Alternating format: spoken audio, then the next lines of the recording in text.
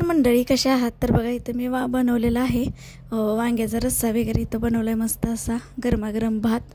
आणि तिथं बघा मी गेले होते कारण पावट्याचे जे वेल आहे तिथे, कारण मोठी अशी सापाची कात बघा, अगदी 9 फुटी असा साप होता. त्याची कात जी होती ती तिथे पडलेली होती.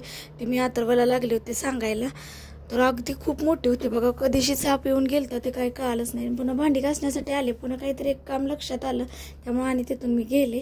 तर ती सापाची जी कात बघितली ना, तो खूप भयानक अशी कात होती बघा, मोठी.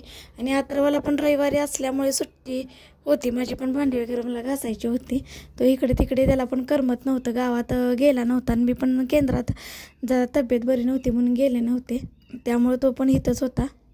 तर आणि झाडावरती बघा माकडाने इतकं दमवून काढलं की 2 दिवस झालं माकडं आली होती. मग अथर्व म्हटलं की मम्मी मी पोपा वगैरे वाजवतो, आणि पत्र्यावशी जाऊन तो असा वाजवायला लागला होता.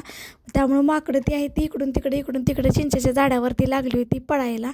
त्यामुळे असं करून करून त्यानं बघा माकडं घालवली बऱ्यापैकी. नाही तर सकाळपासून आली होती ती, जायलाच तयार नव्हती. पुन्हा त्याचा अभ्यास वगैरे राहिलेला होता. मॅडम नवीन आल्यामुळे त्याला भरपूर अभ्यास देते ती, त्यामुळे ते दाखवायला लागला होता. जे मॅडमने तपासलेला वगैरे अभ्यास आहे ते मी चेक करायला लागले होते. मग तो दाखवायला लागला होता. म्हटलं बघू तुझं अक्षर वगैरे कसं काढतोयस आता. तर ते सांगत होतं की मॅडम भरपूर वगैरे अभ्यास देतात वगैरे शाळेमध्ये.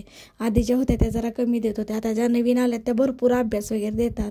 त्यामुळे आणि त्याचं गणित जर म्हणायला गेलं तर अथर्वचं खूप असं चांगलं आहे बघा गणित, जास्त करून त्याचं. तोपर्यंत आहो पण आले होते वैरण वगैरे घेऊन. आता वाडा वगैरे असतं, ते वाडं मिळतं ना आता कारखाना चालू असल्यामुळं, त्यामुळे ते घेऊन आले होते. तोड वगैरे चालू होते शेतामध्ये, त्यामुळं.